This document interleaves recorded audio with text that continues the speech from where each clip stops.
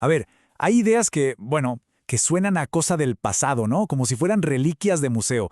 Pero ¿saben qué?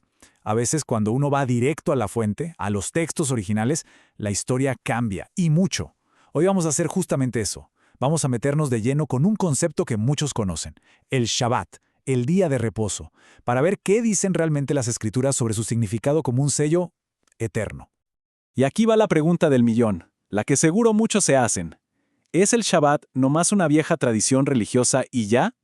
Bueno, les adelanto que al explorar los textos vamos a ver que la respuesta que encontramos es mucho, pero mucho más interesante que un simple sí o un no.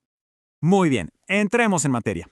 Para entender esto de raíz, los textos nos invitan a viajar, pero bien atrás, al mismísimo principio, antes de que existiera cualquier ley para cualquier pueblo.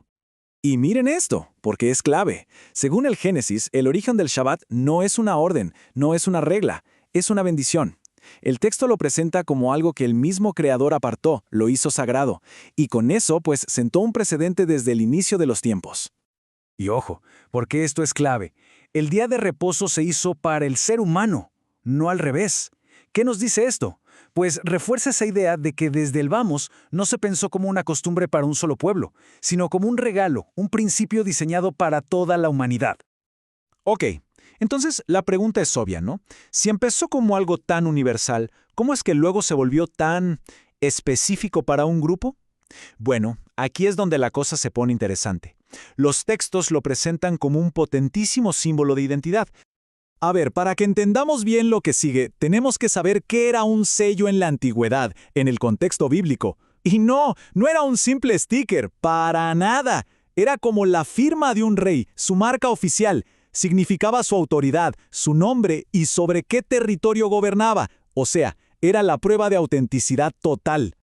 Y aquí es donde la cosa se pone fascinante. Porque resulta que el mandamiento del Shabbat, a diferencia de otras leyes, tiene escondido, por así decirlo, un sello legislativo completito. Miren qué increíble. Primero, el nombre de quien manda, YHWH. Segundo, su cargo o título, el creador. Y tercero, su territorio, los cielos y la tierra. Es literalmente la firma del autor del universo metida dentro de la propia ley. Y ojo, que esto no es una interpretación que se nos ocurre ahora. No, el propio texto lo dice con todas sus letras. En Ezequiel, la palabra clave es señal. En este contexto, señal es prácticamente lo mismo que sello. Se presenta como la marca visible, la prueba de una relación especial. Bien, ya vimos el origen y esta idea del sello. Ahora veamos cómo todo este concepto se convirtió en ley. Y no en cualquier ley, sino en una de las más famosas de la historia. Y aquí lo tenemos, el cuarto mandamiento. Acuérdate del día de reposo para santificarlo. Y esa primera palabra es crucial. Acuérdate. ¿Qué implica eso? Pues que no era algo nuevo. Es un recordatorio de algo que ya existía conectándolo directamente con esa bendición original en la creación. Pero esperen, que hay un detalle muy interesante cuando vemos por qué se da este mandamiento. Porque hay dos versiones. En Éxodo 20, el motivo es la creación. Es un recordatorio del poder creador de Dios sobre todo el universo. Pero luego, en Deuteronomio, el motivo es la liberación de la esclavitud en Egipto. Ambas son importantes, claro, pero los textos dejan ver que la razón fundamental, la original, la universal, es la creación. Ok, y una pregunta práctica. ¿Cuándo empieza y cuándo termina? Bueno, el texto es súper específico. Un día bíblico no va de medianoche a medianoche como los nuestros, no. Comienza cuando se pone el sol. Así de simple. Entonces, el Shabbat empieza al atardecer del sexto día, o sea, el viernes, y termina al atardecer del séptimo día, el sábado. Y es aquí donde la cosa se complica. Aquí nace uno de los grandes debates que vemos a lo largo de los textos. La tensión entre lo que era la instrucción original y lo que la gente le fue agregando con el tiempo. Y esta comparación lo deja clarísimo. Fíjense, el mandato bíblico original prohíbe la melajá. Esta es una palabra hebrea muy específica que no significa cualquier esfuerzo, sino más bien el trabajo de tu oficio, tu labor creativa, y al mismo tiempo fomenta hacer el bien. Pero del otro lado tenemos la tradición oral que se desarrolló después, la cual agregó 39 categorías súper detalladas de cosas prohibidas, creando reglas y cargas que, según los textos, no estaban en la idea original. Y es justo en medio de este debate que aparece la figura de Yeshua, o Jesús. Él se enfrenta directamente con estas tradiciones humanas. Y cuando dice, misericordia quiero y no sacrificio, lo que está haciendo es defender el propósito original del Shabbat. Está diciendo que ayudar, sanar, hacer el bien, Eso no es romper el día de reposo, eso es cumplirlo. Así que, para que quede súper claro, el punto central del conflicto no era sobre el Shabbat en sí mismo, para nada. La discusión era sobre haber dejado de lado el mandamiento original de Dios para seguir tradiciones y reglas inventadas por los hombres.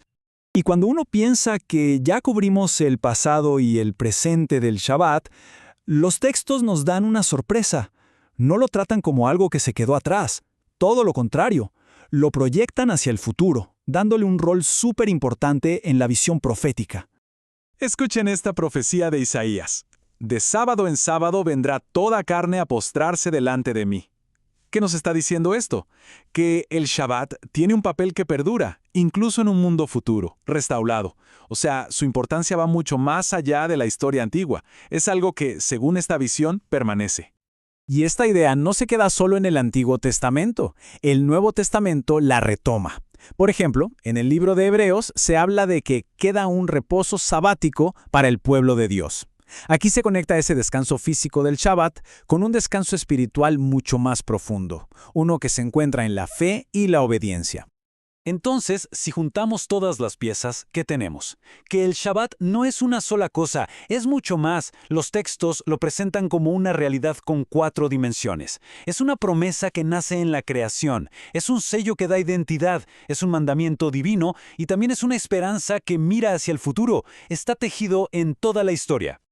Y todo esto nos lleva a una última reflexión, una pregunta que queda flotando. Si los textos nos presentan el Shabbat de esta manera, como un sello eterno con todas estas facetas, ¿qué podría significar hoy en día?